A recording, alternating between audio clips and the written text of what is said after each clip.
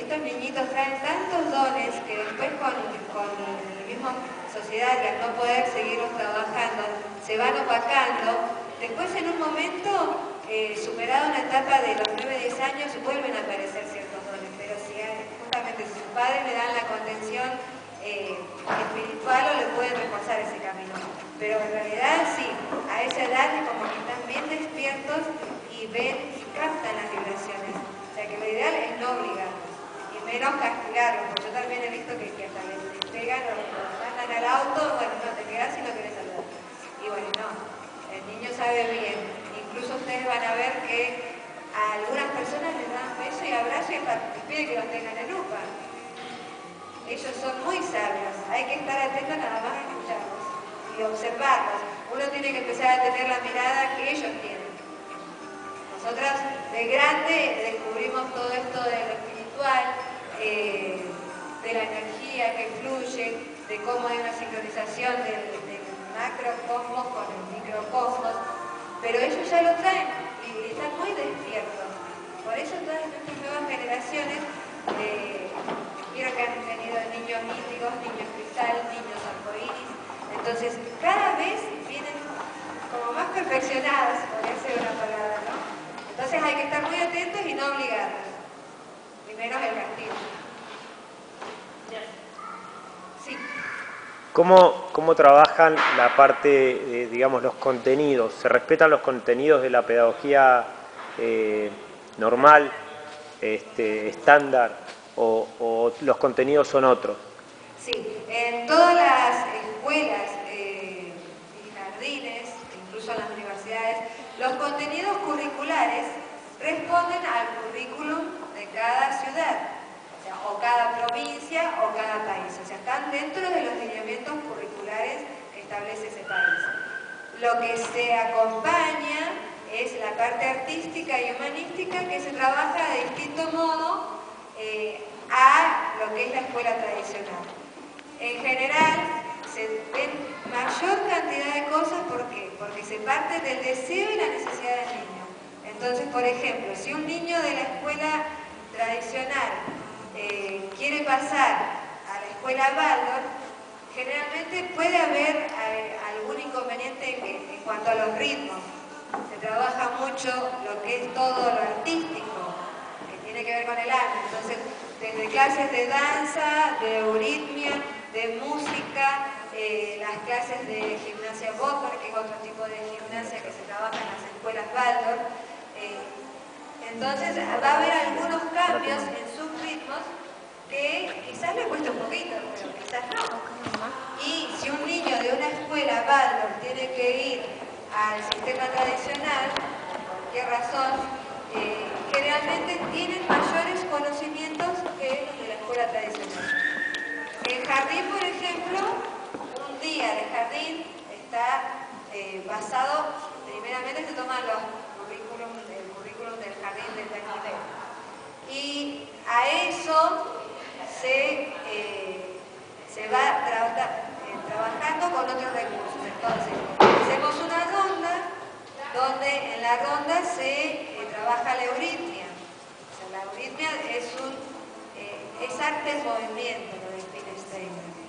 Después se trabajan los hábitos, se trabaja la parte de sociales, se trabaja la parte del juego en rincones, juego en el patio, pero todo tiene otro sentido y todo tiene otro fundamento. El fundamento especial es justamente cubrir las necesidades del niño. En lo que respecta a primaria, se trabaja por épocas. En vez de la planificación tradicional que tiene un docente en la escuela común, donde en un día ven, por ejemplo, 40 minutos de matemáticas, 40 minutos de lengua, 40 minutos sociales y música una sola vez por semana. Bueno, la planificación de las escuelas es por época y se trabaja todo un mes con el área de matemáticas. ¿Cómo se empieza a trabajar el área de matemáticas? Desde una imagen, una leyenda, una narración, un cuento, surge como disparador y en base a ello es como se va trabajando el contenido acorde para esa edad. Por ejemplo, doy un ejemplo que es muy gráfico. En una clase de matemáticas donde se tenía que ver fracciones. Se comienza con la leyenda de Egipto del ojo de Horus. El ojo de Horus es un símbolo que dentro de esa parte del ojo hay muchas partes y fragmentadas, porque toda la leyenda cuenta, bueno, de una pelea entre los dioses y que a uno le quitaron un ojo, el ojo quedó en muchos pedazos desarmado y así trabajan las fracciones, con esa leyenda. Y con ese motivador se sigue trabajando todo un mes. Cuando se termina esa época de matemáticas, se comienza a trabajar, por ejemplo, la época de lengua. Entonces, en la época de lengua, con ese mismo disparador de esa leyenda, se sigue enriqueciendo. Se trabaja la leyenda, se trabaja la escritura, cómo escribían los egipcios. O sea, se ve todo lo que tiene que ver con esa leyenda. Lo mismo en sociales, donde se ve la ubicación geográfica, y así van viendo todas las materias a lo largo del año. Pero cada una de las épocas se va tomando en profundidad. Entonces el contenido es mucho más rico y está vivenciado ¿con qué? Con el cuento, que es el alimento del alma, y desde allí surge todo el contenido. No sé, algo más a esto en general. Los contenidos son los acordes al proyecto educativo de la provincia y después se complementan con todas las otras áreas de educación. Por ejemplo, música todos los días, Euridice todos los días, hay una parte que es rítmica.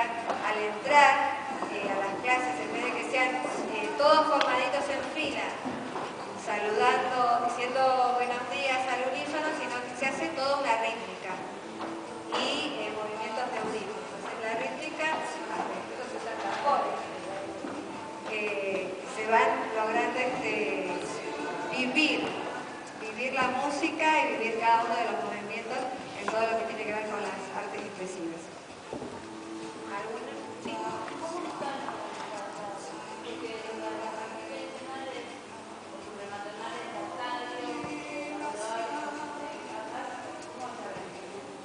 Sí,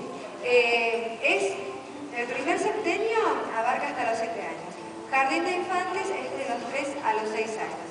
Funciona una sala con todos los niñitos y se van agregando más docentes. Un docente del jardín de 3 a 6 años puede hacer el gesto maternal, o sea, lo que se trata, viste que yo dije que era la expansión del hogar. Entonces, el rol del docente es ser como una mamá. Una mamá en su casa tiene hijos desde 5, 3, de distintas edades. Entonces, un docente puede cubrir la necesidad, hacer el abrazo, el gesto maternal a 5 o 6 niños, más o menos. Entonces, vos tenés un docente para 5 o 6 niños. Completamente distinta a lo que pensé que tenés 25 o 30. Si tenés 10 niños, necesitas 2 docentes. Si tenés 15 niños, 3 docentes, 2 docentes y un auxiliar.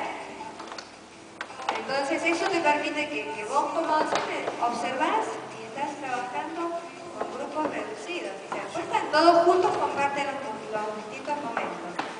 En un día de jardín, por ejemplo, los más grandecitos, donde ya hay un dominio motriz, empiezan a trabajar la acuarela los lunes, por ejemplo. Entonces, los grandes trabajan la acuarela con un docente. En otro sector hay niñitos, por ejemplo, de 3 años que les interesa pintar. Entonces, vienen también con los grandes y empieza la imitación. El más pequeño aprende del más grande. Y el más grande, ¿qué hace? Empieza a practicar la tolerancia y la paciencia. Porque tiene que estar con el chiquito esperando el turno, acompañándolo. Por otro lado, en otro sector, hay otra docente que está cocinando el arroz amarillo, por ejemplo, que es el alimento que se da los días lunes. Entonces, por sectores, así como en una casa, viste, está la mamá y está cocinando y los niñitos vienen a ver qué hacen, y generalmente las mamás, cuando están cocinando, no les dejamos que se metan, porque es así. Entonces, vos en el jardín justamente sos el modelo imitar. Porque si uno está cocinando, el niñito viene y cocina con vos. Si estás pintando, viene y pinta. Entonces, a medida que van más niños,